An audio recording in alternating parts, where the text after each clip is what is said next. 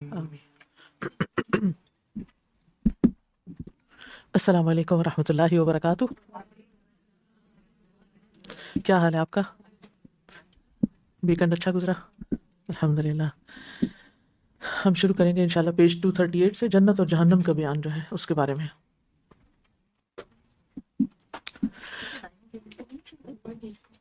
نحمده ونصلی علی رسولہ الکریم، اما بعد فاعوذ باللہ من الشیطان الرجیم، بسم اللہ الرحمن الرحیم، رب اشرح لی صدری ویسر لی امری واحلل عقدۃ من لسانی یفقہوا قولی۔ جنت اور جہنم، جنت اور جہنم پر ایمان لانا بھی ضروری ہے۔ عبادہ بن صامت رضی اللہ عنہ سے روایت ہے کہ رسول اللہ صلی اللہ علیہ وسلم نے فرمایا، من قال اشہد ان لا الہ الا اللہ وحدہ لا شریک لہ وان محمدا عبدہ ورسولہ وان عیسیٰ عبد اللہ وابن امتہ وکلمتہ القاها الی مریم وروح منہ وان الجنۃ حق وان النار حق ادخلہ اللہ من ای ابواب الجنۃ الثمانیۃ شاء۔ جس نے کہا میں گواہی دیتا ہوں کہ اللہ کے سوا کوئی معبود برحق نہیں، وہ اکیلا ہے، اس کا کوئی شریک نہیں، اور محمد صلی اللہ علیہ وسلم اس کے بندے اور رسول ہیں، اور بے شک عیسیٰ علیہ السلام اللہ کے بندے اور اس کی بندی کے بیٹے ہیں، یعنی اللہ کے بندے ہیں اور اس کی بندی کے بیٹے، یہاں ہیں ضرور لگا دیں، ورنہ یہ معنی یوں بھی بنتا ہے کہ بندے اور بندی کے بیٹے ہیں، تو ان کے لکھا ہوا ہے؟ اوکے ٹھیک ہے، شاید آپ کے پاس اپڈیٹڈ ہوگا۔ بے شک عیسیٰ علیہ السلام اللہ کے بندے ہیں اور اس کی بندی کے بیٹے ہیں، دو دفعہ ہیں، اور اس کا کلمہ ہے جو اس نے مریم علیہ السلام کی طرف القاء کیا تھا، اور اس کی طرف سے روح ہے، اور بے شک جنت حق ہے اور دوزخ حق ہے، تو اللہ اس کو جنت کے 8 دروازوں میں سے جس دروازے سے وہ چاہے گا داخل کرے گا۔ تو اس سے یہ پتہ چلتا ہے کہ آخرت پر ایمان میں سے بھی خاص طور پر جنت اور جہنم کا پر ایمان لانا بہت ضروری ہے۔ اور اس پر ایمان لانے کا مطلب کیا ہے، یعنی کیا ماننا جنت اور جہنم کو؟ اس کا مطلب یہ ہے کہ یہ اللہ تعالیٰ کی مخلوقات میں سے ایک مخلوق ہے جنہیں اللہ نے پیدا کیا، کریٹ کیا ہے، اور دنیا میں انسانوں نے جو اعمال کیے ہیں ان کی جزا یا سزا کے طور پر، جزا کے طور پر جنت اور سزا کے طور پر جہنم، نیک لوگوں کے لیے جنت کو ٹھکانہ بنایا اور برے لوگوں کے لیے جہنم کو۔ اچھا، بعض لوگوں نے یہ خیال ظاہر کیا اپنی عقل سے، جو عقل پرست ہیں، کہ جنت اور جہنم بس علامتی چیزیں ہیں، ان کی کوئی حقیقت نہیں، یا یہ کہ ان کا کوئی وجود نہیں، یہ کریشن نہیں ہے بلکہ صرف خیالی دنیا ہے، تصوراتی دنیا ہے۔ اور اس طرح انہوں نے آخرت کا ہی ایک طرح سے انکار کیا، اور مرنے کے بعد دوبارہ جی اٹھنے اور مرنے کے بعد دوبارہ اٹھنے کے بعد جو سزا و جزا ہے اس کا بھی انکار کر دیا۔ تو یہ ان کو علامتی چیزیں کہنا اللہ اور اس کے رسول کی باتوں کی تکذیب ہے، ان کا انکار ہے۔ تو ہم سب کو جنت، جہنم، پل صراط، میزان، حوض، عرش، کرسی، ان تمام چیزوں کے بارے میں یہ ایمان رکھنا ہے کہ یہ اشیاء حقیقی ہیں، حقیقت میں ہیں، اور ہم ان پر حقیقتاً ایمان رکھتے ہیں، اور جس معنی میں ہمیں یہ بتائی گئی ہیں ہم اسی معنی میں ہی ان کو لیتے ہیں۔ اسی طرح یہ ہے کہ اس پر بھی امت میں پہلے دور میں ڈسکشن ہوئی کہ کیا جنت اور جہنم اب بھی موجود ہیں یا نہیں۔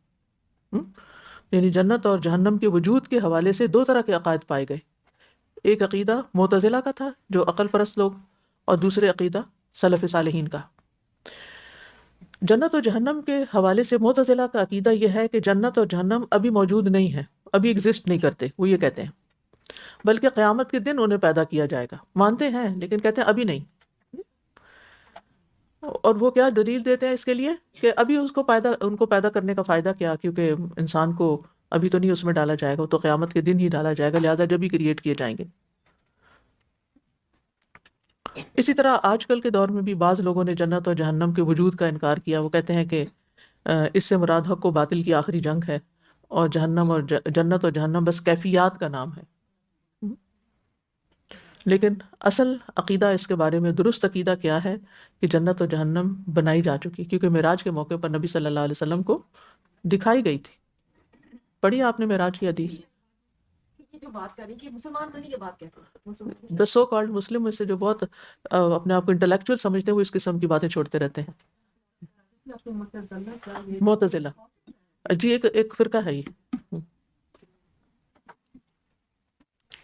تو بات یہ ہے کہ جنت اور جہنم جو ہے اس کی تخلیق ہو چکی ہے، بن چکے ہیں اور یہ اب بھی موجود ہیں. ہاں ان کی تخلیق میں مزید اضافہ ہوتا جائے گا، یعنی ایز پر نیڈ.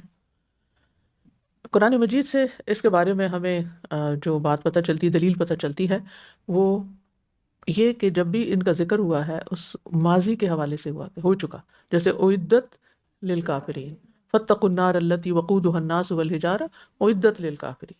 اسی طرح واتقوا النار التی اعدت للکافرین ان جہنم کانت مرصادا. کانت استمرار پہ دلیل کرتا ہے، ہوا اور ہے، ہو رہا ہے. للطاغین مآبا. پھر اسی طرح جنت کے حوالے سے آتا ہے سابقوا الی مغفرۃ من ربکم وجنۃ عرضها السماء والارض اعدت للذین آمنوا باللہ ورسلہ. یہاں بھی اعدت کا لفظ ہے. نبی صلی اللہ علیہ وسلم کے معراج کا جو واقعہ ہے اس میں بھی جو ذکر آتا ہے وَلَقَدْ رَآهُ نَزْلَةً أُخْرَى عِنْدَ سِدْرَةِ الْمُنتَهَى عِنْدَهَا جنت الماوا. ٹھیک ہے نا، عِنْدَهَا جنت الماوا. کہ یقیناً اس رسول نے اسے ایک اور مرتبہ بھی دیکھا سدرۃ المنتہا کے پاس، اس کے پاس ہی جنت الماوا ہے، یعنی وہ جنت جو ٹھکانہ بنے گی. اب ہے جنت. سب سے پہلے جنت کا بیان اور پھر جہنم کا بیان پڑھیں گے.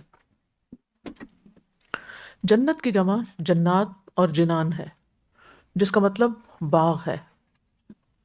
جنت پر ایمان یہ ہے کہ جنت برحق ہے اور اسے اللہ نے اپنے مومن، موحد یعنی توحید کا اقرار کرنے والے اور متقی بندوں کے لیے تخلیق کیا یعنی پیدا کیا ہے. کوئی غیر مسلم، کافر یا مشرک جنت میں داخل نہ ہو سکے گا. جنت کی وسعت کے بارے میں سورۃ آل عمران میں آتا ہے، اللہ تعالیٰ کا فرمان ہے وَسَارِعُوا إِلَىٰ مَغْفِرَةٍ مِّن رَّبِّكُمْ وَجَنَّةٍ عَرْضُهَا السَّمَاوَاتُ وَالْأَرْضُ أُعِدَّتْ لِلْمُتَّقِينَ. اور جلدی کرو اپنے رب کی بخشش کی طرف اور اس جنت کی طرف جس کی چوڑائی آسمانوں اور زمین کے برابر ہے، جو متقی لوگوں کے لیے تیار کر دی گئی ہے. سورۃ التوبہ میں آتا ہے وعد اللہ المؤمنین والمؤمنات جنات تجری من تحتها الانہار خالدین فیہا ومساکن طیبۃ فی جنات عدن ورضوان من اللہ اکبر ذلک هو الفوز العظیم. اللہ نے مومن مردوں اور مومن عورتوں سے ایسے باغات کا وعدہ کر رکھا ہے جن کے نیچے نہریں بہتی ہیں، وہ ان میں ہمیشہ رہنے والے ہیں، اور ان سے ہمیشگی کے باغات میں پاکیزہ گھروں کا وعدہ ہے، اور اللہ کی طرف سے رضامندی سب سے بڑی ہے، یہی عظیم الشان کامیابی ہے. پھر ہے جنت کی زمین، جنت کی مٹی اور خوشبو. رسول اللہ صلی اللہ علیہ وسلم نے فرمایا ترابها المسک، اس کی مٹی کستوری کی ہے. کستوری خوشبو کا نام ہے، یعنی مسک جسے کہتے ہیں، اردو میں مشک بھی کہتے ہیں، کستوری بھی کہتے ہیں. ابو ہریرہ رضی اللہ عنہ کہتے ہیں ہم نے پوچھا اے اللہ کے رسول صلی اللہ علیہ وسلم ہمیں جنت کے بارے میں خبر دیجئے کہ وہ کس چیز سے بنی ہے. آپ نے فرمایا ایک اینٹ سونے کی، ایک اینٹ چاندی کی، اس کا سیمٹ تیز خوشبودار کستوری جیسا ہے، اور اس کے سنگریزے موتی اور یاقوت کے ہیں جس کو بجری کہتے ہیں، اور اس کی مٹی زعفران ہے. نبی صلی اللہ علیہ وسلم نے فرمایا جس نے کسی ذمی کو قتل کیا. ذمی کون ہوتا ہے؟ مسلمانوں کے ملک میں جی ہاں، اہل کتاب میں سے ایسا اہل کتاب جو کسی اسلامی حکومت میں ٹیکس دے کر امان حاصل کیے ہوئے ہو، تو اس کو قتل نہیں کیا جا سکتا. جس نے کسی ذمی کو قتل کیا وہ جنت کی خوشبو بھی نہ پائے گا، اور بلا شبہ اس کی خوشبو 40 سال کی مسافت سے محسوس کی جا سکتی. اتنی دور تک کوئی جائے 40 سال پیدل چل چل کے تو وہاں تک بھی خوشبو جا رہی ہے، اتنی زیادہ ہے. جیسے ایسا تھا نا کہ گھر میں اگر بخور لگاؤ دروازہ کھولے تو باہر اسٹریٹ میں بھی خوشبو آ رہی ہوتی ہے. جنت کے دروازے کتنے ہیں؟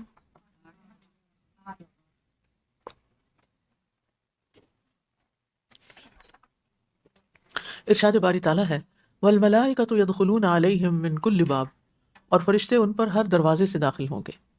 نبی صلی اللہ علیہ وسلم نے فرمایا فی الجنت ثمانیۃ ابواب فیہا باب یسمى الریان لا يدخلہ الا الصائمون.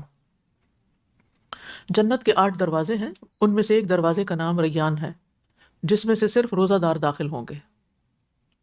ابو ہریرہ رضی اللہ عنہ سے روایت ہے کہ رسول اللہ صلی اللہ علیہ وسلم نے فرمایا من انفق زوجین فی سبیل اللہ نودی من ابواب الجنت یا عبد اللہ هذا خیر فمن كان من اہل الصلاة دعی من باب الصلاة ومن كان من اہل الجہاد دعی من باب الجہاد ومن كان من اہل الصیام دعی من باب الریان ومن كان من اہل الصدقة دعی من باب الصدقہ فقال ابو بکر رضی اللہ ابو بکر رضی اللہ عنہ بأبی انت و امی یا رسول اللہ ما علی من دعی من تلک الابواب من ضرورت فهل يدعى احد من تلک الابواب كلها قال نعم وارجو ان تكون منهم.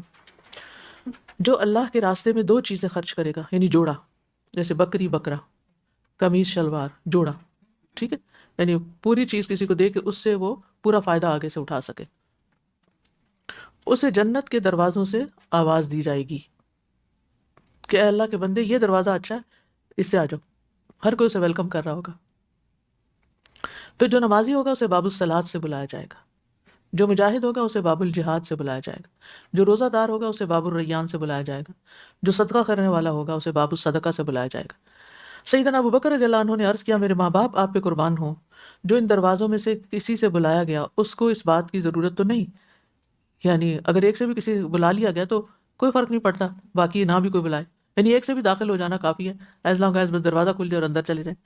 لیکن کیا کوئی ایسا بھی ہوگا جسے جنت کے سب دروازوں سے بلایا جائے؟ آپ نے فرمایا ہاں، اور مجھے امید ہے کہ تم ان میں سے ہوگے. یعنی کسی ایک نیکی پر راضی نہیں ہو جانا چاہیے کہ یہ کافی ہے ہمارے لیے، کہ ہم بہت روزے رکھتے ہیں، یا ہم بہت صدقہ کرتے ہیں، یا ہم بہت نوافل پڑھتے ہیں. یعنی ہر نیکی میں ہاتھ ڈالنا چاہیے. جنت کے درجات جنت کے بہت سے درجے ہیں جو اعمال کی مناسبت سے اہل ایمان کو عطا کیے جائیں گے.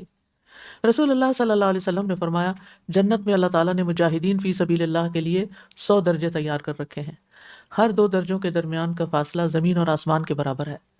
اس لیے جب اللہ تعالیٰ سے مانگنا ہو تو فردوس مانگو، کیونکہ وہ جنت کا سب سے درمیانی حصہ اور جنت کے سب سے بلند درجے پر ہے. یحییٰ بن صالح راوی نے کہا میں سمجھتا ہوں کہ اس کے اوپر رحمان کا عرش ہے اور وہیں سے جنت کی نہریں نکلتی ہیں. یعنی زیادہ خوبصورت جگہ ہے وہ، جس کے ساتھ اتنی خوبیاں. ویسے ساری جنت خوبصورت ہے لیکن وہ اعلیٰ ترین مقام ہے. ہاں جی ضرور.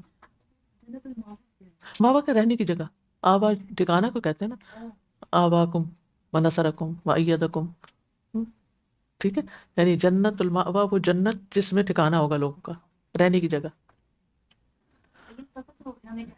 جو ہے کہ جنت کا سب سے درمیانی حصہ ہوگا، تو یہ وسط کے معنی میں ہے بہترین کے معنوں میں، یعنی خیر الامور اوسطها، سب سے بہترین چیز سب سے درمیانی والی ہوتی ہے، ٹھیک ہے نا. کیونکہ جو کنارے پہ چیزیں ہوتی ہیں نا ان پہ باہر کے اثرات بھی آ جاتے ہیں کچھ نہ کچھ. یعنی اگر دنیا کے کانٹیکس میں اگر آپ دیکھیں، میں نے ایک پیالے میں کچھ پھول رکھے ہوئے تھے گلاب کے، وہ سوکھ گئے اور پھر وہ ان کا دھوپ بھی آ گئی تو تھوڑا تھوڑا رنگ ان کا چلا گیا. اور پھر آج صبح میں ان کو پلٹا رہی تھی تو میں نے دیکھا کہ جو اندر والے ہیں نا، درمیان والے، وہ پنک ہیں ابھی تک. اور جو کناروں سے مراد صرف رائٹ لیفٹ تو نہیں ہوتا نا، کہ ہر چیز کا کنارہ نہیں، باہر والی سائڈ جو ہوتی ہے، جو سراؤنڈنگ ہے، تو اس پہ دھوپ بھی پڑی، ہوا بھی پڑی اور نظریں بھی پڑی تو اس کا رنگ پھیکا ہو گیا. لیکن جو اندر چھپا رہا درمیان میں ہے وہ فریش تو نہیں لیکن اچھا رہا. جی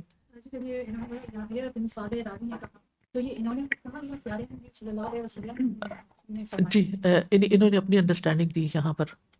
یعنی جیسے کوئی حدیث سن کے تو وہ پھر انسان پچھلے علم کو ساتھ ملا کر اس کی وضاحت یا شرح کرتا ہے، ایکسپلینیشن دیتا ہے. جی یعنی یہ بات اور جگہ پر آئی ہے جس کو انہوں نے یہاں اپنی طرف سے ساتھ ملا دیا. اس سے آپ دیکھیں محدثین کی امانت، کہ انہوں نے یہ نہیں کہا یہ اور حدیث میں آئی ہے نا چلو اس کو بھی حدیث کر کے لکھ دو، نہیں، انہوں نے یہاں ایڈ کیا ہے، یہاں یا ان کی روایت میں الفاظ زائد ہیں. جی اللہ تعالیٰ نے جنت اپنے ہاتھ سے بنائی ہے، تو ہمیں اس کے لیے بھی دعا مانگنی چاہیے یا جنت الفردوس؟ جنت الفردوس کی دعا کے لیے کہا گیا. جی ویسے تو جنت جب مانگے تو بس فی اعلیٰ درجات الجنہ. جی جی دروازوں کے بارے میں سوال. یہاں پہ حدیث میں 4 نام دیے گئے، جی باقی نام یہاں نہیں آئے. ہو کہیں سکتا ہے وہ بھی اور کچھ نہیں authentic ہیں سارے مجھے ابھی تک نہیں ملے، ہاں نام کے حساب سے نہیں ملے، ہو سکتا ہے ان کے نام ہو سکتا ہے نام نہ ہو. صحیح، کیونکہ ایک دو کوئی پوسٹ ریکولیشن میں آیا تھا تو انہوں نے 8 نام دیے ہوئے تھے نا، کہ پہلی دفعہ دیکھ رہے ہیں، کوئی پتہ مثلاً نہیں کچھ یاد ہے؟ بالکل نہیں یاد نہیں ہے جی. اٹینشن نہیں دی کیونکہ مجھے لگا یہ پتہ نہیں اوتھینٹک ہے یا نہیں ہے. اچھا میں دوبارہ دیکھوں گی انشاءاللہ. جی، اگر کہیں سے مل جائے تو مجھے بھی بتائیے، لیکن میرے علم میں یہی نام ہے جو یہاں بیان ہوئے. جی ہاں، عام طور پر باب الریان کا ذکر آتا ہے، لیکن اس حدیث سے کچھ اور نام بھی پتہ چلتے ہیں. اصل جو مقصود نظر آتا ہے وہ یہ کہ جو بڑی بڑی نیکیاں ہیں ان میں آگے بڑھنے والے، جن میں قربانیاں بھی ہوتی ہیں، مشقت بھی ہوتی ہے، تو ان لوگوں کے لیے مخصوص گزرگاہیں ہوں گی. آپ دیکھیے کہ جو انٹرنس کا ڈور ہوتا ہے وہ گھر کے باقی ڈور سے بڑا ہوتا ہے، مختلف ہوتا ہے، اسٹرانگ بھی ہوتا ہے، اور اسے خوبصورت بھی بنایا جاتا ہے. کیوں؟ اس کی گھر میں ایک حیثیت ہوتی ہے، اس طرح صدر دروازہ، مین گیٹ، بڑا دروازہ، اس پروٹیکشن کے لیے بھی ہوتا ہے. اور پہلے زمانے میں شہروں کی فصیلوں میں بھی دروازے ہوتے تھے شہروں کو پروٹیکٹ کرنے کے، لوہاری گیٹ اور بھاٹی گیٹ اور فلاں گیٹ. دلی دروازہ، اور ملتان میں ہوتا تھا دلی دروازہ، تو بوڑ گیٹ، بوڑ کا درخت ہے شاید وہاں پر. تو پھر اسی طرح دروازے سے داخل ہونا گھر میں ایک معنی رکھتا ہے. بنی اسرائیل کو بھی کہا گیا تھا کہ وَادْخُلُوا الْبَابَ سُجَّدًا، یعنی اس کے ساتھ یوں محسوس ہوتا ہے کہ جیسے انسان کی ایک شان ہے، ایک. اور ویسے بھی آپ دیکھیں کہ جب آپ گھر کا دروازہ کھولتے ہیں تو آپ کی ایک عجیب فیلنگ ہوتی ہے.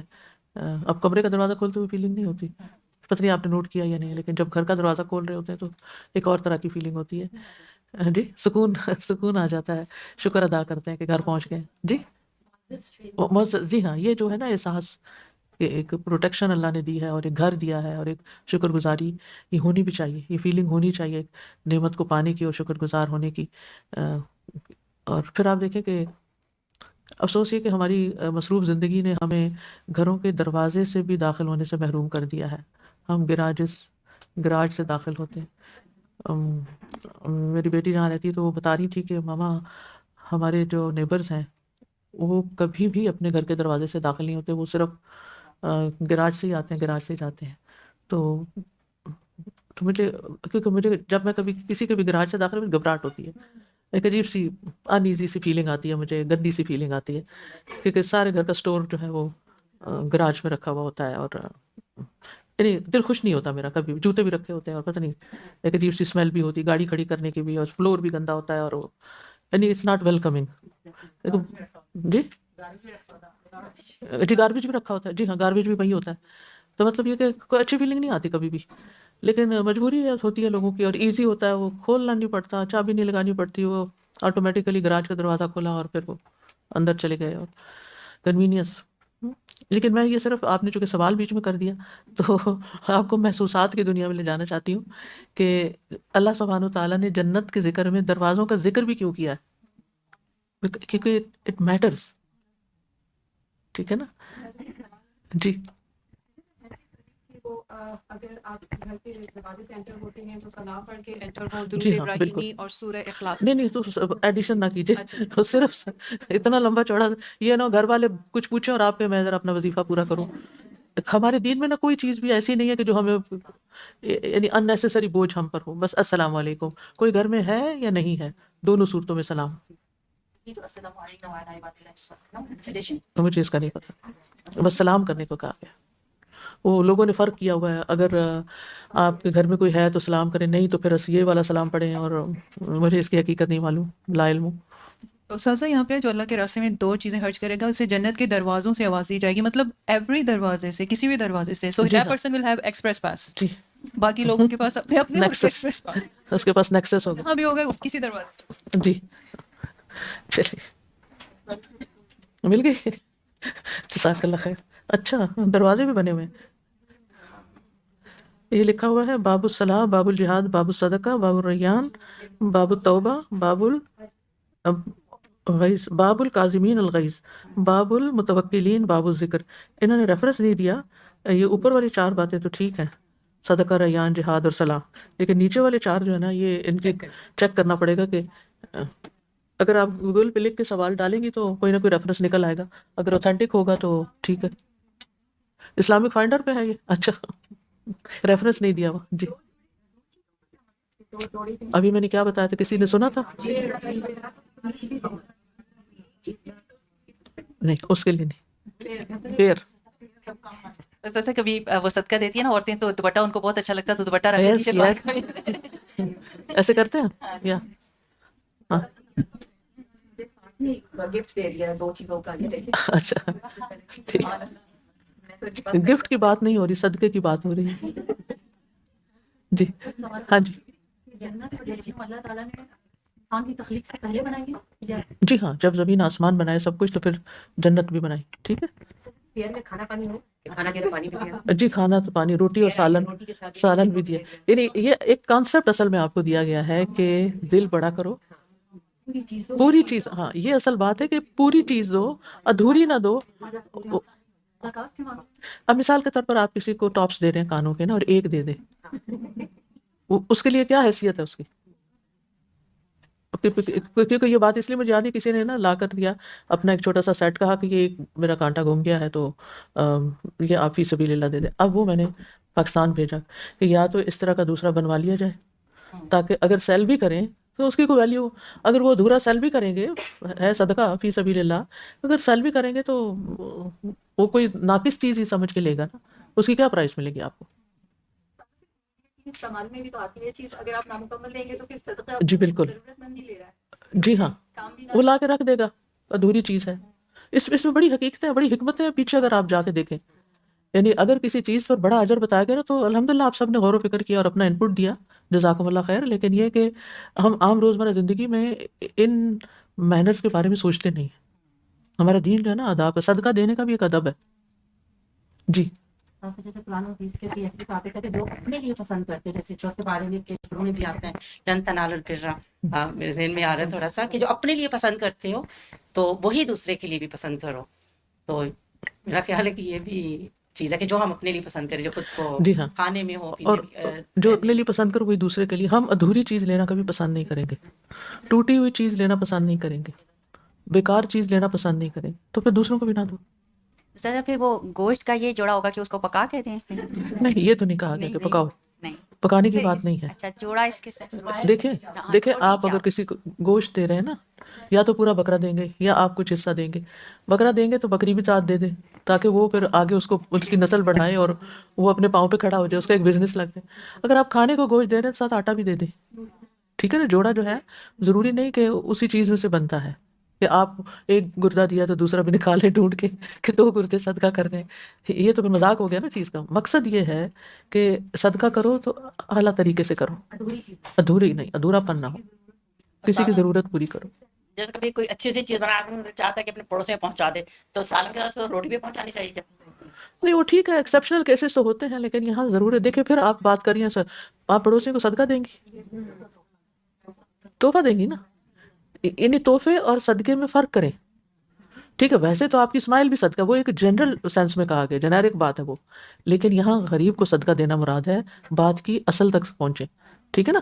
اب وہ جو صدقہ آپ دیں گے تو جو ضرورت مند, دیکھیں ابھی بات ہو رہی ہے نا ضرورت پوری کرنی, تو ضرورت مند کو جب آپ دیں گے, مثلاً کوئی غریب آیا ہے, آپ نے اس کو خالی روٹی پکڑا دی. یہاں تو خیر اس طرح مانگنے والے نہیں, لیکن ویسے بھی اگر دیکھیں خالی روٹی پکڑا دی آپ نے, وہ تو بھوک سے وہ بھی کھا لے گا, لیکن آپ نے بخل کر کے سالن رکھ لیا کہ میں یہ تو خود ہی کھاؤں گی, خالی روٹی دے دو, تو آپ نے ایک ادھورا کام کیا. اس کو مزہ نہیں آیا نا لینے والے کو. اسی طرح اگر آپ نے کسی کو خالی سالن پکڑا دیا, روٹی نہیں دی, تھی حالانکہ نہیں ہے تو وہ تو ایک الگ بات ہے, لیکن اگر ایک چیز ہے اور آپ دے سکتے ہیں تو مطلب اس میں بھی مائنڈ فلنس کے ساتھ صدقہ دو. مائنڈ فلنس کے ساتھ صدقہ دو کہ میں جس کو دے رہی ہوں یہ اس کے کس کام آئے گا, اس کی کون سی ضرورت پوری ہوگی, اس کو کیا فائدہ ملے گا, اس کا دل کتنا خوش ہوگا. آپ دیکھیں نا کہ جب آپ اس کو ایک کے ساتھ دوسری چیز دیں گے, مثلا ایک کھجور دی ہے تو اس کو ایک کھجور ہے, لیکن اگر آپ نے 2 دی تو کیا ہوگا, فرق پڑتا ہے کہ نہیں؟ 3, تو پھر زائد تو جتنا مرضی آپ کریں نا, لیکن 2 جو ہے نا وہ منیمم ہے. جیسے قرآن مجید میں آتا نا, لا تتخذوا الہین اثنین, 2 الہ مت پکارو. اچھا اس کا کیا مطلب ہے کہ 3 پکار لو؟ نہیں, 2 کا ذکر اس لیے کیا جاتا ہے کہ وہ ایڈیشنل منیمم کے اوپر جو نیکسٹ فگر ہے, کم از کم 2, یہ بھی کم از کم 2 کی بات کی. اس سے زیادہ آپ جتنا مرضی بڑھا لیں, 100 بڑھا لیں, بیسک نیڈ آپ جو ہے نا اس کی پوری کریں. جی سادہ دروازوں کے حوالے سے مجھے وہ حدیث یاد آ رہی تھی کہ وضو کے بعد کے جو پڑھنے کی دعا ہے تو اس کے بعد پھر 8 دروازوں میں سے جس میں سے جی ہاں. داخل ہوگا وہ داخل ہو اور جائے. خواتین سے متعلق بھی ایک حدیث ہے جو جی, من صلت صلاتہا, یعنی جو اپنی 5 نمازیں پوری کرے اور اپنے رمضان کے روزے رکھے اور شوہر کا دل خوش کر دے, وہ جنت کے عورت جنت کے جس دروازے سے چاہے داخل ہو تو جائے. یہ بہت آپ دیکھیے کہ ان عورتوں کے لیے کوئی مشکل نہیں جن کے شوہر ان کو خوش کرتے رہتے ہیں. یعنی کم ہوتی ہیں ایسی عورتیں, لیکن ہوتی ہیں پھر بھی. یہ کتنا اچھا لیکن شارٹ کٹ ہے جی وضو والا, کتنا اچھا شارٹ کٹ اللہ تعالیٰ نے بتایا. شارٹ کٹ نہیں ہے. اس کی وجہ یہ ہے کہ ہم وضو کی طرف جاتے ہوئے بھی باتیں کر رہے ہوتے ہیں, درمیان میں بھی باتیں نہیں چھوڑتے, نکل کے بھی فوراً باتیں شروع کر دیتے ہیں. ہم اس کو کمپلیٹ نہیں کرتے دعا کے ساتھ, اختتام اچھا نہیں کرتے. یعنی میں نے اکثر دیکھا ہے لوگ اذان میں بھی باتیں کر رہے ہوتے ہیں, اذان کے فوراً بعد بولتے ہیں, نماز پڑھ کے فوراً بعد باتیں کرنا شروع کر دیتے ہیں. تو ان چیزوں پر ہمیں غور کرنے کی ضرورت ہے. یعنی کسی بھی چیز کو ادھورا نہ چھوڑیں, کاموں کو ادھورا نہ چھوڑیں, انکمپلیٹ نہ چھوڑیں. یعنی جو کہا گیا نا اس کو پورا کریں گے تو پھر دیکھنے کو شارٹ کٹ نظر آتے ہیں, لیکن اصل میں شارٹ کٹ ہوتے نہیں ہیں. یہ پوری ایک پرسنالٹی کو ظاہر کرتے ہیں کہ ہم کاموں کو کیسے کرنے والے ہیں. اس کو کہ انما الاعمال بخواتیمہا, اعمال کا دار و مدار جو ہے وہ ان کے خاتمے پر ہے. چلیے آگے چلتے ہیں.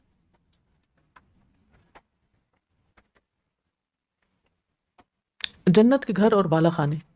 ارشاد باری تعالیٰ ہے وَمَسَاكِنَ طَيِّبَةً فِي جَنَّاتِ عَدْنٍ, اور ان سے ہمیشگی کے باغات میں پاکیزہ گھروں کا وعدہ ہے. لیکن الذین اتقوا ربہم لہم غرف من فوقها غرف مبنیۃ, لیکن وہ لوگ جنہوں نے اپنے رب کا تقوی کیا ان کے لیے بالا خانے ہیں جن کے اوپر اور بالا خانے بنائے ہوئے ہیں, یعنی بلند منزلیں. اور بالا خانے کا میں آپ کو پیچھے وضاحت کر چکی ہوں اگر میں نے اسی کلاس میں کی ہے, کیونکہ اصل میں ویکینڈ اور یہ مکس اپ ہو جاتا ہے. وہ اتفاق کی بات ہے کہ دونوں کلاسز میں اتنی ملتی جلتی باتیں آ جاتی ہیں, وہ لگتا ہے ایک جو ہے وہ دوسرے کی ایکسٹینشن ہے. عام طور پر ہم بالا خانے سے مراد ہائی رائزز لیتے ہیں کہ فلیٹ سسٹم ہوگا اور کسی کا گھر نیچے ہے اور کسی کا اوپر والے فلور پہ ہوگا. یہ مراد نہیں ہے. بالا کا مطلب ہوتا ہے اونچا, یعنی بلند. 2 معنوں, ایک تو یہ ہے کہ بلندیوں پر گھر ہوں گے, جس کی وضاحت ایک حدیث سے ہوتی ہے کہ آسمان پر اوپر والے درجوں کو لوگ اس طرح دیکھیں گے جیسے تم میں سے کوئی ستارے کو دیکھتا ہے. یعنی اتنا اونچا ہوگا ایک درجے سے دوسرے درجے والوں کا گھر, وہ دور ستارے.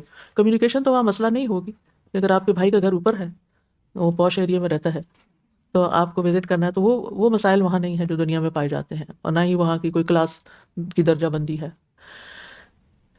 ایک تو یہ مطلب ہے بالا خانے, یعنی اوپر بنے ہوئے گھر ہوں گے اونچے. دوسرا یہ ہے کہ جیسے بنا ہوا گھر بھی ہوتا ہے نا, تو اس کے اندر بھی بلندیاں ہوتی ہیں. آپ دیکھیں کہ یہاں بھی کچھ گھر ہوتے ہیں جن کی چھتیں ذرا سی اونچی ہوتی ہیں, اور کچھ گھر ایسے ہوتے ہیں بالکل ماچس کے ڈبی لگتی ہے نا, بالکل چھوٹی چھوٹی چھت اور چھوٹے چھوٹے گھر, بہت ہی چھوٹی چھوٹی ونڈوز اور ہر چیز چھوٹی چھوٹی. تو اس میں ان دونوں میں فرق ہے نا. یعنی اگر آپ کو گھر خریدنا ہے تو آپ ایک ہی قیمت میں 2 گھر مل رہے ہیں. ایک گھر ہے جس کی چھتیں چھوٹی ہیں اور کھڑکیاں چھوٹی ہیں, اور دوسرا گھر ہے جس کی چھت بھی ذرا اونچی ہے, سانس لینے کے قابل, اور کھڑکیاں بھی بڑی ہیں, اور تھوڑا ہائٹ پر بنا ہوا ہے, پہاڑی علاقے میں بنا ہوا ہے. کون سا لینا چاہیں گے؟ بلندی والا. تو یہ شوق دلایا گیا ہے کہ بالا خانے.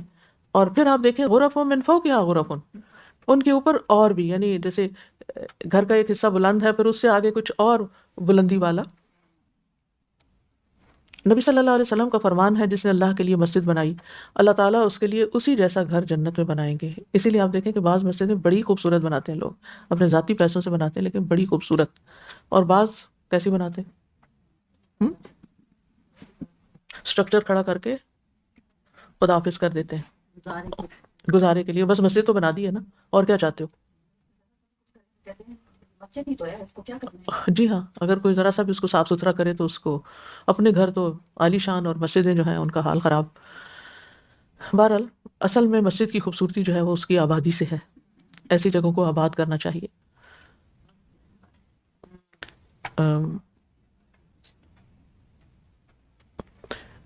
عبداللہ ابن عمر رضی اللہ عنہ سے روایت ہے, رسول اللہ صلی اللہ علیہ وسلم سے روایت کرتے ہیں کہ آپ نے فرمایا بے شک جنت میں ایسے بالا خانے ہیں کہ ان کا بیرونی حصہ اندر سے اور اندرونی حصہ باہر سے دیکھا جا سکتا ہے, جیسے گلاس ہاؤسز ہوتے ہیں. جیسے ابو مالک اشعری رضی اللہ عنہ نے عرض کیا کہ اللہ کے رسول صلی اللہ علیہ وسلم, یہ بالا خانے کس کے لیے ہوں گے؟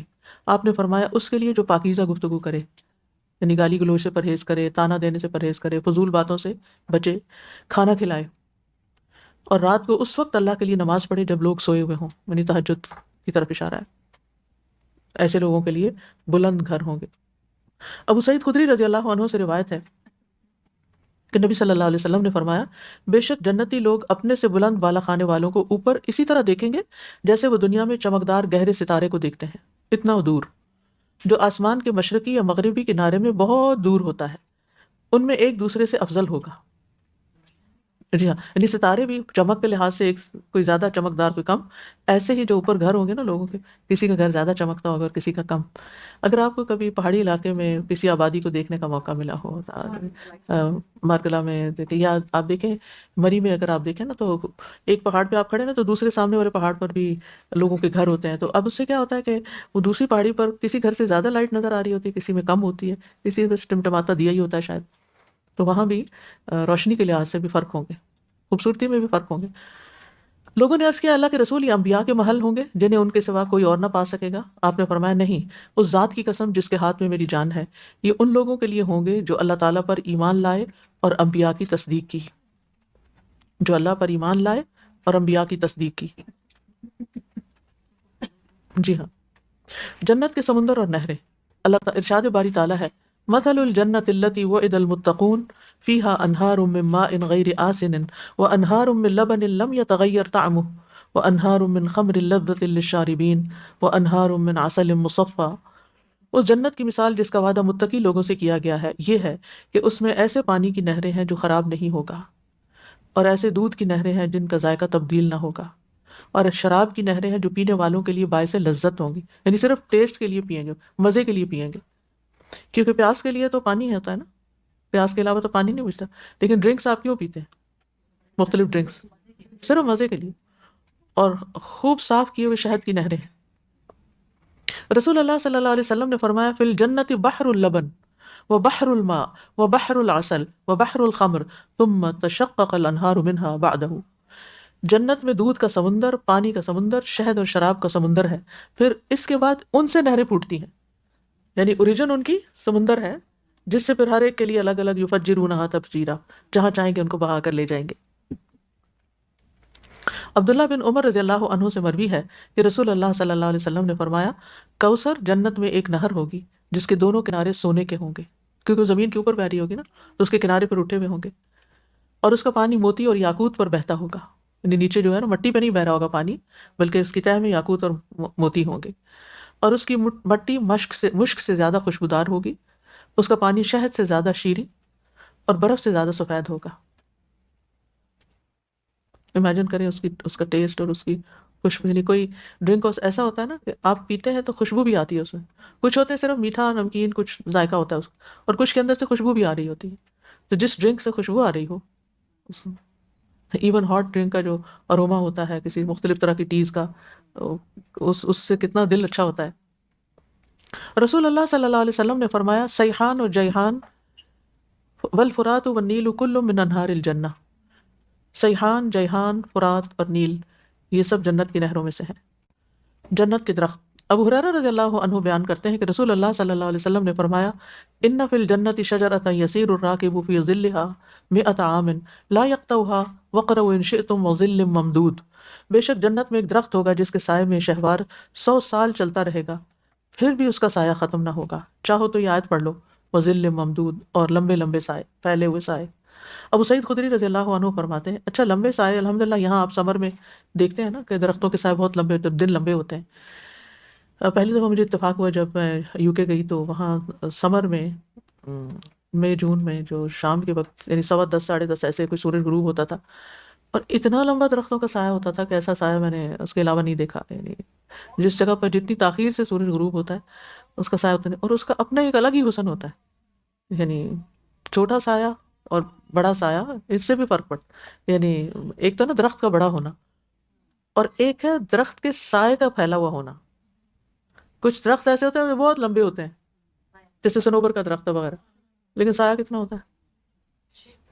شیپ ایسا ہوتا ہے کہ سایہ لمبا بھی ہو تو لیکن پھیلا ہوا نہیں ہوتا. ممدود کا لفظ مد سے ہے، مد لمبا کیا ہوا، ٹھیک، پھیلا ہوا.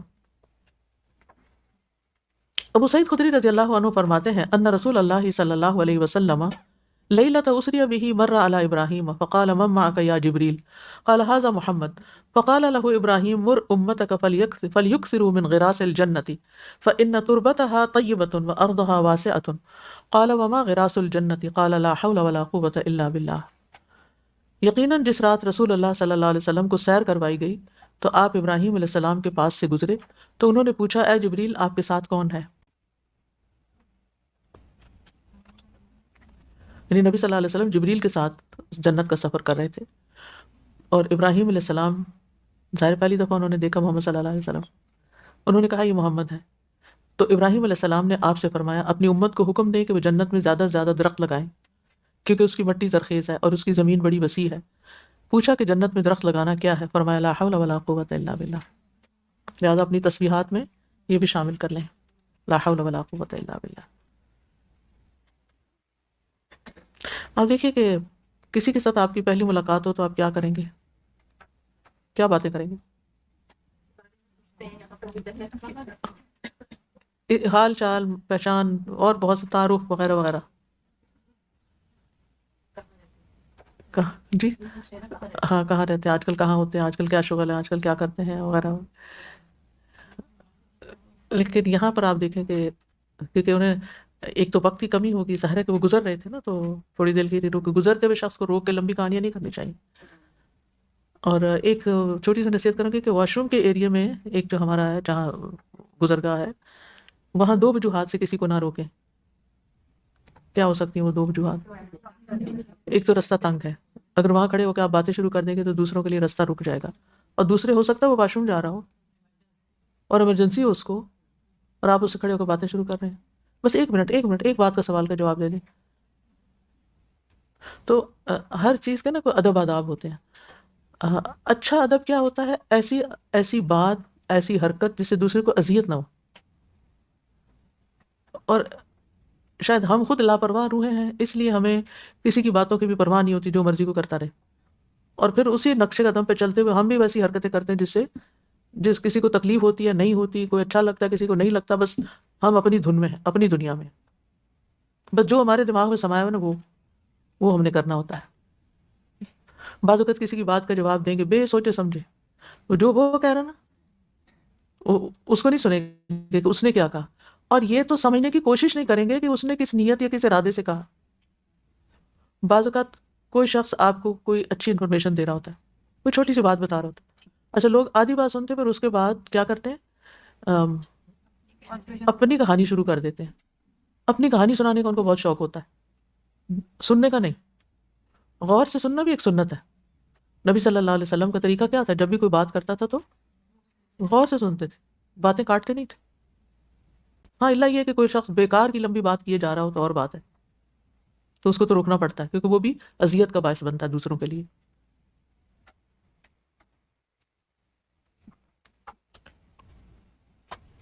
ہمارا دین جو ہے نا فل آف مینرز ہے. ہر وہ چیز سکھا دی گئی ہے جس سے دوسرے تکلیف سے بچے، لیکن ہمارے اندر ہی کوئی حکمت نہیں. سر یہ جو آپ نے بھی بات کی دین میں، دس از سچ اے بیوٹیفل تھنگ، اسپیشلی رشتہ داروں میں، اسپاؤسز میں. سب سے زیادہ پرابلم یہی ہوتا ہے جب ہم بات سمجھنے کے لیے نہیں، بات کا جواب دینے کے لیے پہلے سے ہی بولنا جی ہاں، ڈیفینڈ کرنا شروع کر 50% آف دا ٹائم پرابلم شروع یہاں سے ہوتا ہے کہ we don't listen to people to understand, we listen so we can answer. تو آدھی بات سے ہی آنسر شروع کرتے ہیں. بالکل. اور جو کسی نے بعض اوقات پوچھی نہیں ہوتی وہ خام خواہ کی غیر ضروری معلومات کا اضافہ شروع کر دیتے ہیں. ایک اور مصیبت ہوتی ہے، وہ بھی دوسروں کے لیے بوجھ بنتے ہیں. پھر آؤٹ آف کانٹیکسٹ باتیں کرتے ہیں، آؤٹ آف کانٹیکسٹ. جی ہاں. اور ہم سمجھتے ہیں کہ ادب صرف کوئی استاد کے ساتھ یا کسی بڑے کے ساتھ ہونا چاہیے. ادب ہر ایک کے ساتھ ہونا چاہیے. جی رابعہ.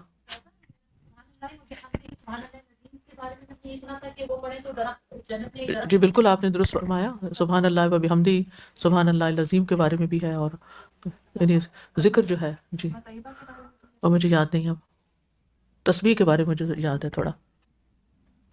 جنت کے پھل، ارشاد باری تعالیٰ ہے وفاکہۃ مما یتخیرون، اور پھلوں میں سے وہ ہوں گے جو بھی وہ پسند کریں گے.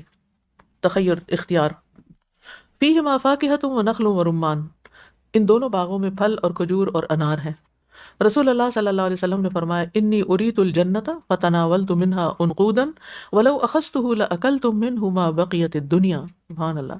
مجھے جنت دکھائی گئی تو میں نے اس میں سے ایک انگور کا خوشہ لینا چاہا، اور اگر میں اس کو لے لیتا تو اس وقت تک تم اس میں سے کھاتے رہتے جب تک دنیا موجود ہے، یعنی وہ ختم نہ ہوتا. کیوں؟ اس لیے کہ جنت کو فنا نہیں ہے نا، تو اس کی چیزیں فنا ہونے والی نہیں ہیں. ابو سعید خدری رضی اللہ عنہ سے روایت ہے کہ رسول اللہ صلی اللہ علیہ وسلم نے فرمایا مجھ پر جنت پیش کی گئی تو اس میں سے ایک انگور کا خوشہ توڑنے لگا تاکہ میں اسے تم کو دکھا دوں، تو میرے اور اس کے درمیان رکاوٹ حائل کر دی گئی. تو ایک شخص نے کہا اللہ کے رسول انگور کے دانے کا پانی کتنا ہوگا؟ آپ نے فرمایا کہ سب سے بڑے ڈول کے برابر جو تمہاری ماں نے کبھی بنایا ہوگا. عورتیں سیتی تھی نا، پانی کے چمڑے کے ڈول بناتی تھی، واٹر کیریئر بیگز.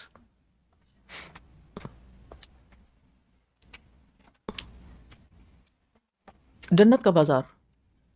انس بن مالک کہتے ہیں کہ رسول اللہ صلی اللہ علیہ وسلم نے فرمایا جنت میں ایک بازار ہے جس میں ہر جمعہ کے دن جنتی لوگ آیا کریں گے. شمال کی طرف سے ایک ہوا چلے گی جس کا گرد و غبار مشک اور زعفران پر مشتمل جنتیوں کے چہروں اور کپڑوں پر پڑے گا. یعنی اس میں آندھی نہیں، مٹی نہیں ہوگی، بلکہ زعفران ہوگا اور کستوری ہوگی. جب ان کے کپڑوں پر، چہروں اور کپڑوں پر پڑے گا تو اس سے ان کا حسن و جمال مزید بڑھ جائے گا اور خوبصورت لگیں گے. جب وہ اپنے اہل خانہ کے پاس واپس آئیں گے تو ان کی بیویوں کا حسن و جمال بھی پہلے سے زیادہ ہو چکا ہوگا. بیویاں اپنے مردوں سے کہیں گی واللہ تمہارے حسن و جمال میں ہمارے بعد مزید اضافہ ہو گیا. تو وہ مرد کہیں گے واللہ ہمارے پیچھے تو تمہارا حسن و جمال بھی خوب بڑھ گیا. یعنی ہر دفعہ جب ملاقات ہوگی واپس تو پہلے سے بھی زیادہ خوبصورت ہوگا. اسی لیے تو پھر وہ بور نہیں ہوں گے نا ایک دوسرے سے. دنیا سے Attraction بالکل رہے گی. الٹ ہے کہ جب بازار جانے کے بعد ایک دوسرے کو دیکھنا بھی پسند نہیں کرتے. صحیح کہہ رہی ہیں. تھکاوٹ اور گرد و غبار اور جی ہاں. جنت کا لباس اور زیور. ارشاد اللہ تعالیٰ کا ارشاد ہے جنات عدن يدخلونها يحلون فيها من اساور من ذهب ولؤلؤا ولباسهم فيها حرير. وہ ہمیشگی کے باغات ہیں جن میں یہ لوگ داخل ہوں گے، ان میں وہ سونے کے کنگن اور موتی پہنائے جائیں گے اور ان میں ان کا لباس ریشم کا ہوگا. یلبسون من سندس و استبرق متقابلین. وہ باریک اور موٹے ریشم کے لباس پہنیں گے، آمنے سامنے بیٹھے ہوں گے. رسول اللہ صلی اللہ علیہ وسلم نے فرمایا ادخلت الجنت فاذا فیہا حبائل اللؤلؤ. جب مجھے جنت میں داخل کیا گیا تو میں نے دیکھا کہ اس میں موتیوں کے ہار ہیں. کچھ موتی بڑے خوبصورت ہوتے ہیں اور ان کی لڑیاں تو بہت ہی خوبصورت ہوتی ہیں، دیکھنے سے تعلق رکھتی ہیں.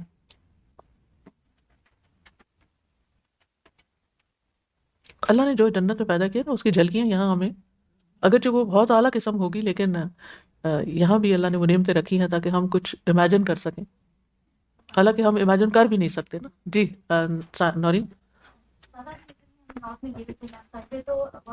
ایک منٹ. جنت کا بیان جو ہے ماشاء اللہ وہ پڑھ چکے تھے. تو نارتھ میں ہم نے لٹرلی دیکھا کوئی لیک بلو ہے، کوئی گرین ہے، اور دریا بہہ رہے ہیں تو دودھ کی طرح سفید بہہ رہے ہیں. تو بچوں کے ساتھ یہ ڈسکشن کرنا کہ دیکھو یوں ہوں گے اور اس طرح نیچے نیلم موتی اور جواہرات اور اس طرح ہوں گے. اور لٹرلی جو دریا بہہ رہے تھے اگر تو سیمنٹ تھا تو وہ سیویٹ کلر کے، کوئی وائٹ اور کوئی ڈفرینٹ کلرز کے دریا تھے. تو وہ واقعی ادھر جا کے جتنا اللہ کے کلوز فیل کر رہے تھے نا، وہ یہاں پر مطلب ایک تو فراغت بھی تھی، سب کچھ تھا، مائنڈ بھی فری تھا، لیکن وہاں ہر چیز میں ہر چیز کو اللہ کے ساتھ اور جنت کے ساتھ اور ان کے ساتھ بندہ ریلیٹ کرتا ہے قدرت کے ساتھ. سبحان اللہ. واقعی اللہ تعالیٰ نے یہاں پر بھی ہمیں ہر اس سے ملتی جلتی چیز دکھا دی ہے، چاہے وہ کم درجے کی ہوگی. بالکل. یعنی ایٹ لیسٹ ان چیزوں کو دیکھ کر جنت یاد تو آتی ہے نا. جی ہے نا. ابھی استاذہ ابھی ہم لوگ ڈی سی گئے ہوئے تھے تو وہاں میوزیم میں یہ ساری چیزیں، کیونکہ ہم لوگ یہاں تو اتنے بزی رہتے ہیں، ایک روٹی لائف چل رہی ہے، لیکن ان لوگوں نے اتنے اچھے سے چیزوں کو وہاں ایسی ایسی چیزیں موتی اور ہیرے جواہرات زمین سے نکلی ہوئی ہیں اور پورا ایک سیکشن بنایا ہوا ہے. تو یہ بھی اللہ کا احسان ہے کہ دیکھا تو علم تھا، پڑھے ہوئے تھے تو بار بار اللہ کو بتا رہے، دیکھو بیٹا دیکھو قرآن میں بات ہوئی ہوئی ہے ایسا. اللہ تعالیٰ اتنی ساری چیزیں دنیائی میں ہمیں ایز این ایگزامپل دکھائے ہوئے کہ یہ ساری چیزیں اس سے بہتر تمہیں وہاں ملے گی. اور یہ بھی اللہ کا شکر ہے نا، ان چیزوں کو دیکھ کے اللہ یاد آتا ہے، الحمدللہ. آخرت یاد آتی ہے. ہمارے اندر مزاج میں خوبصورتی کو محسوس کرنے کا احساس ڈال دیا ہے. تو خاص موقعوں پہ ہم کتنا اہتمام کرتے ہیں، وہی لڑیاں گر رہی ہیں اور محسوس کرتے ہیں آنے والے بھی کہ بھائی بہت اچھا سجایا گیا ہے. داخل ہونے والا بھی خوش ہوتا ہے اور جب تک بیٹھا رہتا ہے محسوس ہوتا رہتا ہے. یہ بھی اللہ کی نعمت ہے کہ کوئی محظوظ ہو، ورنہ ہم تو خوش ہونا بھی بھول گئے. یاد آئے گا جنت کا ذکر ہو چکا. جی سازا جیسا کہ سب کو معلوم ہی ہے ہماری پیاری ساتھی رضیہ بانو ان کے ہسبینڈ کا جیسے انتقال ہوا اور آج اس وقت ان کا جنازہ ہو جی وہ میں نے ان کے لیے دعا کر دی تھی ویکنڈ پہ. میں یہ کہتی کہ انہوں نے ہم سب کو بہت کہا تھا کہ ہم ان کے لیے دعا کریں، تو آج دیکھیں ساری جنت کی باتیں سبحان جی اللہ ہاں ہوئے جا رہی ہیں. تو بالکل انشاءاللہ وہ بھی سنیں گے لیکچر تو ان کو بھی ذرا سکون انشاءاللہ. جی سوال کیا؟ یہ تو مجھے نہیں پتا، لیکن جہنم میں عورتیں زیادہ ہوں گی یہ پتا ہے. اور یہ عام طور پہ لوگ حدیث بیان نہیں کرتے کہ لوگ کہیں گے یہ عورتوں کے خلاف ہیں اور اسلام نے عورتوں کو، یعنی اس لیے کہ کئی لوگ ریبیلیس نہ ہوں. اچھا ٹھیک ہے جانا تو جہنم ہی ہے، پھر کر لو جو کرنا ہے. ایک اصل ڈرنے کی ضرورت ہے جن دو وجوہات کی بنا پر. ایک تو یہ کہ ناشکراپن، ناشکراپن جو ہے وہ اگر عمومی طور پر آپ دیکھا جائے تو جب خواتین کے پاس بیٹھتے ہیں تو عمومی بات کریں، سب کی نہیں کر رہی. میں نے ابھی پیچھے بھی تھوڑی دیر پہلے بھی یہ بات کی تھی کہ کچھ ایکسیپشنل کیسز بھی ہوتے ہیں وہ ان خواتین کے کہ جو اپنے شوہروں کی تعریف کرتی ہیں اور شکر گزاری کے اور شکر گزار بھی ہوتی ہیں. اور یہ رضیہ بانو بھی انہی میں سے ایک ہے کہ جو آج صبح ان کا میسج آیا اور اتنی زیادہ اپنے شوہر کی تعریف کر رہی تھی. کہتی کہ مجھے زندگی کا ایک واقعہ بھی یاد نہیں کہ جس میں انہوں نے کبھی مجھے ٹیڑھی آنکھ سے بھی دیکھا ہو. یعنی اتنے مہربان اور اتنے شفیق، اور کہتی پڑھتی میں تھی اور وہ مجھ سے سن سن کے تو عمل کرتے جاتے تھے. تو اللہ تعالیٰ ان کی بخشش فرمائے اور ان کے درجات بلند کرے. ایسی گواہیاں اور وہ بھی بیوی کی طرف سے بہت ہی کم سننے کو ملتی ہیں. تو بہرحال وہ تو اصل میں ہمیں نہ صرف اپنا رونا پڑا ہوا ہوتا ہے ہر موقع پر، ہم اپنے آپ کو ہی رو رہے ہوتے ہیں. ہمارے ساتھ یہ ہو گیا، ہمارا یہ مسئلہ ہے، ہمارا یہ ہم سیلف پیٹی. لہٰذا باہر کی نہ فضا سے محظوظ، ابھی میں نے کہا نا کہ یہ محظوظ ہونے کا بھی ایک حص ہے. یہ بھی اللہ کی یہ حص نعمت ہے کہ ہم خوشی کے موقع پر نعمتوں کے ساتھ خوش ہو سکیں. زیادہ تر ہمارا کیا ہوتا ہے کہ ہم منفی سائڈ پہ سوچتے ہیں. جی اس میں آپ دیکھیے کہ کہیں جائیں گے نا تو یہ دیکھنے کی بجائے کہ کیا اچھا لگ رہا ہے، کیا ڈھونڈنا شروع کر دیتے ہیں کہاں کمی ہے. اچھا تو کسی سے کم ہی ذکر کریں گے، لیکن کمی ضرور ذکر کریں گے. دیکھو وہ چیز ہے نا اوپر سے ٹیڑھی لگی ہوئی ہے، اور وہ یہ رنگ کی چوائس ان کی کچھ ٹھیک نہیں ہے، اور فلاں ٹھیک نہیں، اتنا اسراف کر دیا، فلاں کر دیا. یعنی وہیں بیٹھے بیٹھے ہماری موضوع گفتگو ناشکر پن پر مبنی ہوگی. اور یہ چیز خواتین میں زیادہ ہے. تو ہم کسی کا تو نہیں کچھ ذمہ لے سکا، کم از کم اپنا تو اپنے اوپر تو کام کریں نا کہ جس سے بھی ہمیں شکایت ہے ہم اس کی خوبیاں یاد کرنا شروع کر دیں. اور دوسری بے احتیاطی سے زبان استعمال کرنا. یعنی نبی صلی اللہ علیہ وسلم نے جو ایک تلقین کی نا کہ اعمال میں افضل ترین عمل کیا، کف لسانک، ہم زبان روک کے رکھو. بہت سی باتوں کا جواب صرف خاموشی ہوتی ہے. یعنی آپ کچھ کہنا چاہ رہے تھے، دوسرے نے کچھ اور ہی سمجھا اور وہ کچھ اور ہی باتیں لے کے بیٹھ گیا. ایسے لوگ ناسمجھ ہوتے ہیں. یعنی کچھ زندگی میں نا بعض اوقات آپ کو بے وقوف لوگوں سے واسطہ پڑتا ہے. ٹھیک ہے، اب ہمیں اس موقع پر قرآن نے ایک بڑی خوبصورت آیت ہمیں دے دی ہے اور حل بتا دیا. آج صبح کسی نے مجھ سے اتفاقاً سوال کیا کہ بے وقوف لوگوں سے کیسے ڈیل کیا جائے، کہ ہم کچھ بات کرتے ہیں وہ کچھ اور سمجھتے ہیں، ہم کچھ پوچھتے ہیں وہ اور جواب دیتے ہیں، نہ ہماری پوری سنتے ہیں نہ صحیح جواب. یعنی جو ہم چاہتے ہیں وہ یعنی سیٹسفیکشن نہیں ہوتی نا آپ کی. مثلا آپ کسی کہتے ہیں وہ مجھے ذرا پانی پکڑا دو، وہ آپ کو دودھ کا گلاس پکڑا دیں. اشہد ان لا الہ أشهد أن محمد رسول الله أشهد أن محمد رسول الله حي على الصلاة حي على الصلاة حي على الفلاح حي على الفلاح الله أكبر الله أكبر لا إله إلا الله لا الہ الا اللہ اللہم رب.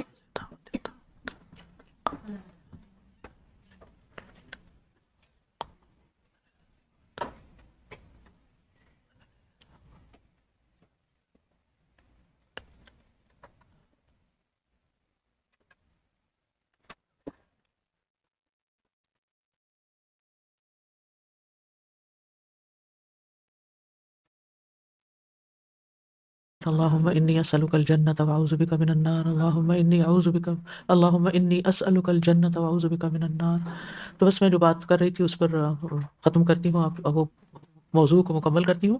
اور وہ یہ تھی کہ مثلاً آپ کسی کو کہتے ہیں یہ پانی مجھے دے دو، اس نے آپ کی بات نہیں سنی, صرف آپ کے ہاتھ کا اشارہ دیا, دیکھا, اور پانی کی وجہ دودھ پکڑا دیا, آپ کو کیسا لگے گا؟